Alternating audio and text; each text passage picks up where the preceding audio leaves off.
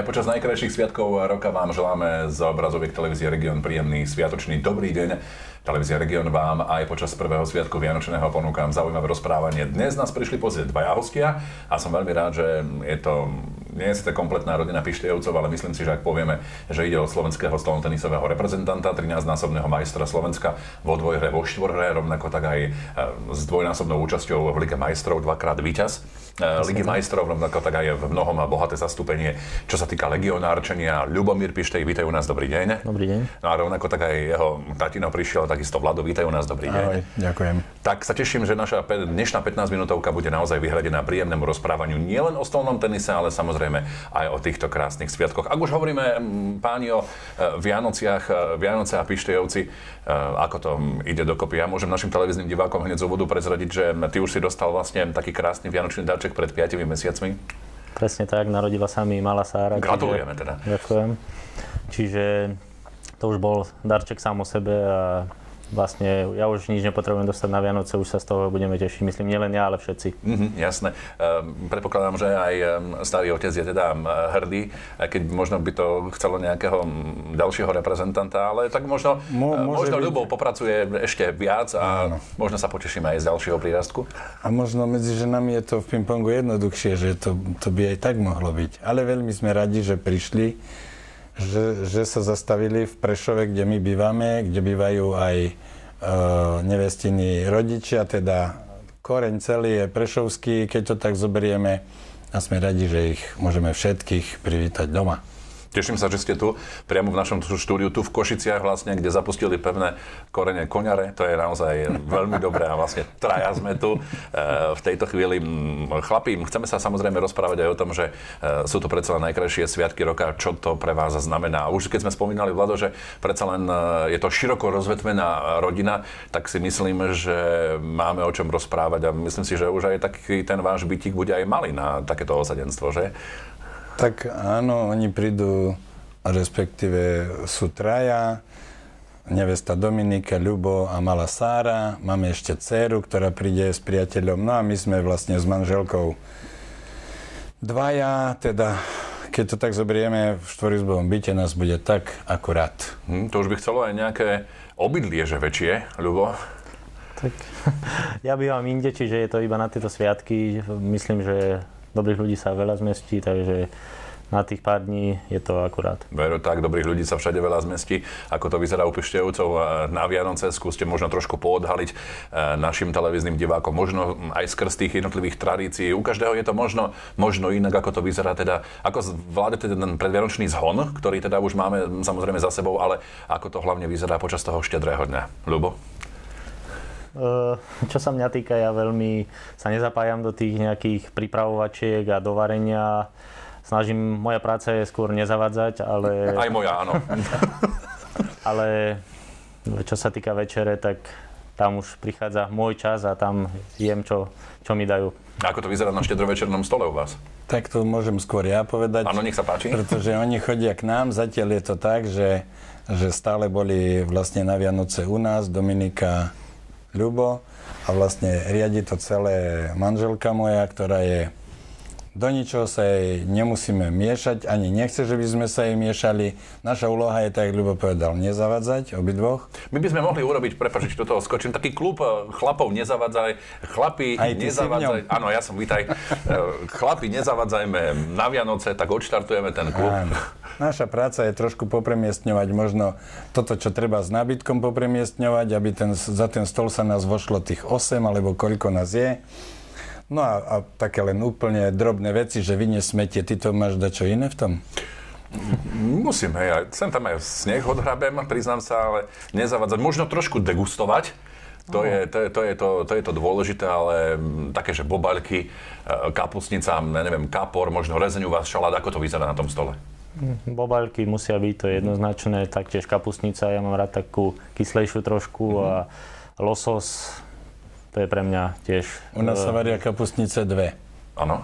Oni majú radi kyslú všetci, len ja s manželkou máme radi slabokyslú, musia sa teda uvariť 2. Jasné. A v súvislosti s tým, ako to vyzerá, teda už keď si sadáte vlastne za ten stôl a keď máte, spomínal si lososa, tam asi, že kapra nepripravíš ty o život, že? Tam je už ten losos, že? Nie, my sme mierumilovní. Také dačo aj toho roku nám bol ponúknutý živý kapor. Ja to nemôžem urobiť, to by u nás nikto nevedel, nemohol. Dakedy som síce hravo, keďže som niekedy robil v podniku, kde sa chovali sliepky, som s tým bol vyrovnaný, teraz už nejak nemôžem, takže ale musí byť všetko už zmrznuté, aby sme to si vôbec vedeli pripraviť. Také nerobíme. Ja sa toho ani nedotknem, čiže živého zvieraťa prakticky, keď nemusím, tak nie a mŕtvého. No ale losos bol tiež niekedy živý. Ale to už je finálna verzia, hej? Finálna verzia, keď už je teplý, už je dobré. Keď už absolvujete teda tú večeru, ako to vyzerá v súvislosti možno aj s tými darčekmi, trošku nahliadnime možno aj do tejto sféry? No ešte pred tými darčekmi ja každoročne najprv odpadnem asi tak na 10 minút na zem, lebo som prejedený a potom môžeme ísť vlastne pod stromček a idú tie darčeky. Tak u nás je vlastne pri večeri ten katolický duch, ktorom sme boli vychovaní, že sa pomodlíme, medzi tým sa všetci smejú, neviem prečo, im je smiešno, keď sa modlíme.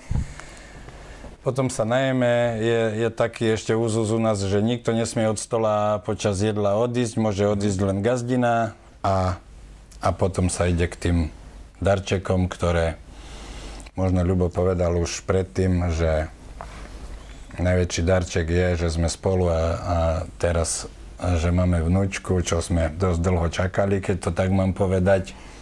Ale nemôžeme sa čudovať, čak aj ja som sa neženil veľmi skoro. Kedy si sa ženil ty? To je on, 27 rokov som mal. Ja mám 36 a ešte som sa neženil, takže ďakujem veľmi pekne, spadám do tejto oblasti a do tejto kategórie. Prečo sa prosím ťa smejete pri tom modlení, to mi vysvetli. Čo je na tom také vtipné a zábavné? To by aj mňa zaujímalo, ale všetci, niekto to začne základným úsmevom nejakým a ostatní sa chytia. Asi otec sa asi jediný nesmeje pri tom, ale ostatní tam jeden ležíme na zemi. Rozosmievajú a nevieme prečo, ozaj, že neviem prečo. A je to tak od nás, odkedy si pamätám, že vedeli rozprávať a že sa modlili, všetci sa pri tom začnú smiať.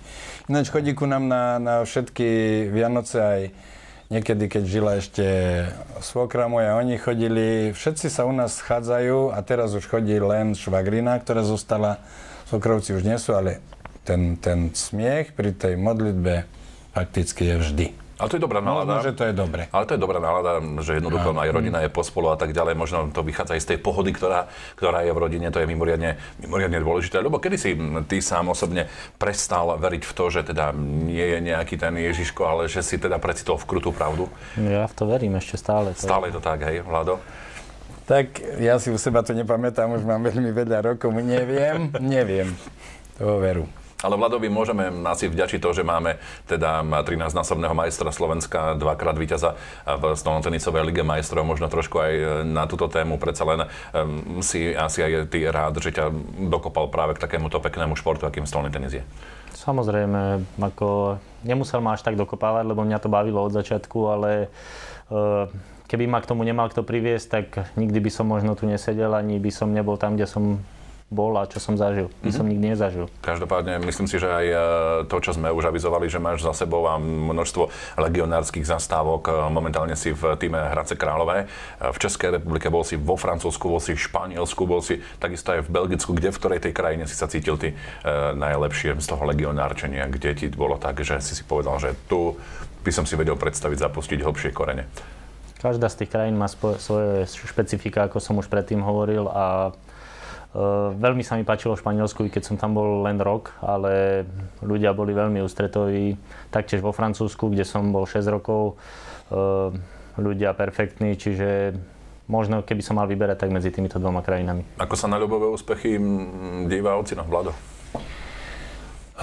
Bolo ich na slovenskej scéne, poviem tak, že za posledných 10 rokov. A možno, že od začiatku, kedy Slovenská republika existuje, nie je úspešnejší. Podľa môjho názoru nie je úspešnejší stolný tenista zo Slovenska, ako že by zároveň povedzme, že bol aj Slovák, ale nemusel by byť ani Slovák, ako rodený, tým myslím. Lebo dvakrát Ligu majstrov, Európsku ligu majstrov tu nevyhral nikto, aj keď nebol, že on bol tým strojcom, ale bol v najlepšom klube v Európe. A vtedy oni to vyhrali. Ľubo bol jeden, ktorý mal šancu reálnu na olympiádu v Pekingu sa dostať. To vlastne, možno, že on povedal po zápase, kedy 3-1 vyhrával a 8-7 a hralo sa na 4 víťazné sety, keď tento zápas bol vyhral, je na olympiáde v Pekingu. Potom tento zápas nakoniec prehral. Potom povedal, to nevadí, mňa to nemrzí, keď si ja teraz mňa to mrzelo už vtedy. Neviem, či by on teraz vedel povedať s odstupom rokov, ktorý rok to bol? 2008 sa išlo do Pekingu. 8. Teraz ty povedz, či by si ten istý verdikt vyslovil teraz. Čo si vtedy povedal a čo sa vlastne stalo, keď sa môžeme k tomu vrátiť? Čo sa stalo? Neviem, čo sa stalo. Je to šport, proste hrá sa, jak vo futbale do 90. minúty, tak aj tam sa hrá do 11, proste bolo 8-7, nevyšlo to, no ale zastupom času ma to určite mrzí, lebo je to ďalší krok, ktorý som mohol prekročiť a nestalo sa tak. Čo si vtedy povedal, alebo čo si vtedy konštatoval, aby sme reagovali na ocina? Neviem, čo som povedal, ale že to nevadí, to... Tak to bolo. Momentálne mi to vadí, ale ešte prídu ďalšie šance. Ale predpokladám, že ešte nezavesíš stolnú tenisovú raketu na klinec. Koniec koncov sme naozaj veľmi radi, pretože našim televíznym divákom sme pri tej predstavovačke nepovedali počas tohto roka, ktorý je pomalička listo v závere. V júni si sa stal vicemajstrom Európy v Rumunsku v debli alebo zmiešanej štvorhre, lepšie povedané, s Barborou Balážovou. S Barborou ti to naozaj veľmi, veľmi dobre ide. Čo na to hovorí pani manželka na takéto pekné úspechy? Nemá rada veľmi túto formuláciu, že s Barbarou mi to veľmi dobre ide. To je pravda.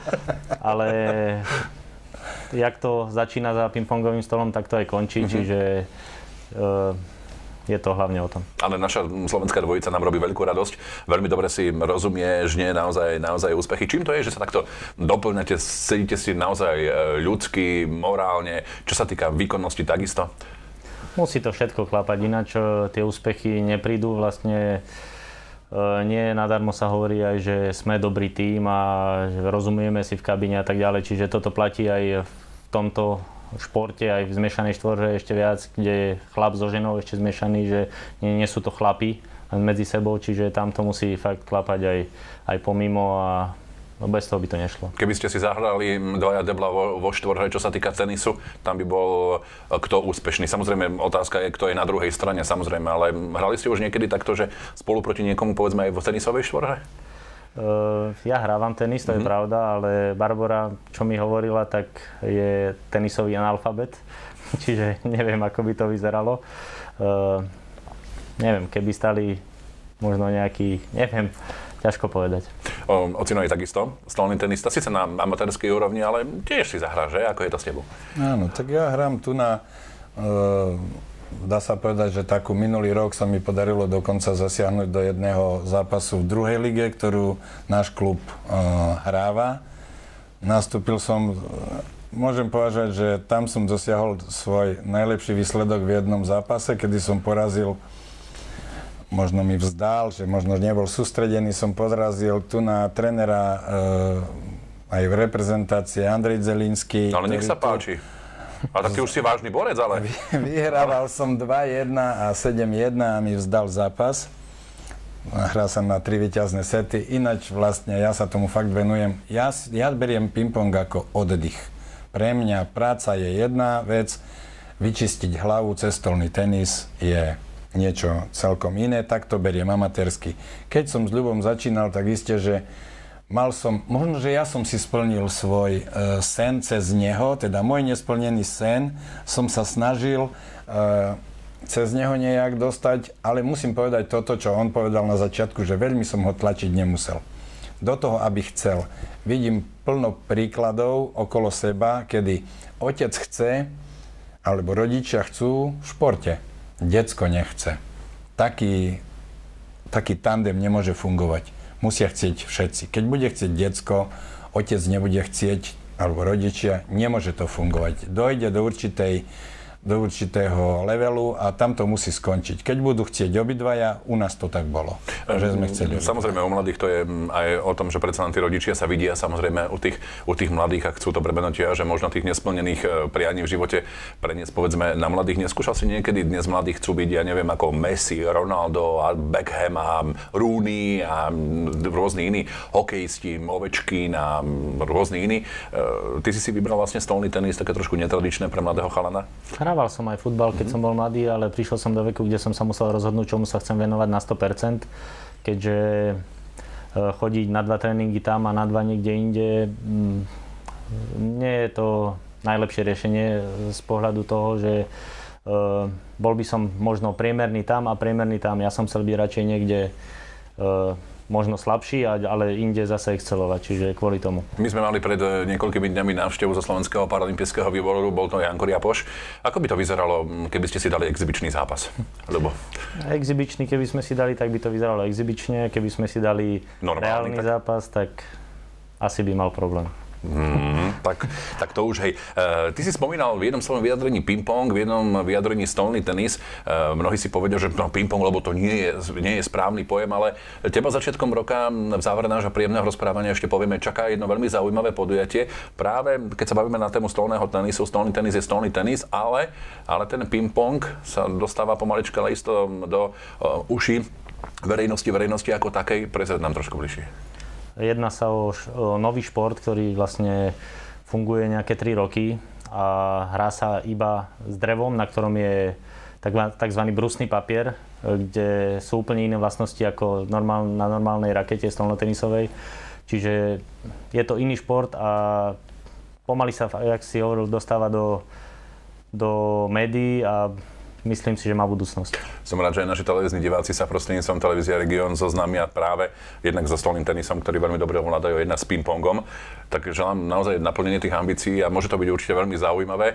Chlapi, teším sa z toho, že ste prišli, že sme trošku mohli porozprávať aj o Vianociach u Pištejovcov. Maminu samozrejme chceme veľmi krásne pozdraviť, pretože nás samozrejme počas dnešného večera bude sledovať. Takže želám krásne Vianoce, krásne sviatky, nech sa Sarinke darí, nech je naozaj čo najkrajšia, čo najzdravšia, nech rodičom a samozrejme starému otcovi robí veľa radosti. Som rád, že ste si našli čas v tomto krásnom sviatočnom období, v akom sa nachádzame. Buďte zdraví a nech sa vám na poli stolného tenisu, ping-pongu a vôbec športovom, nielen športovom chalani darí.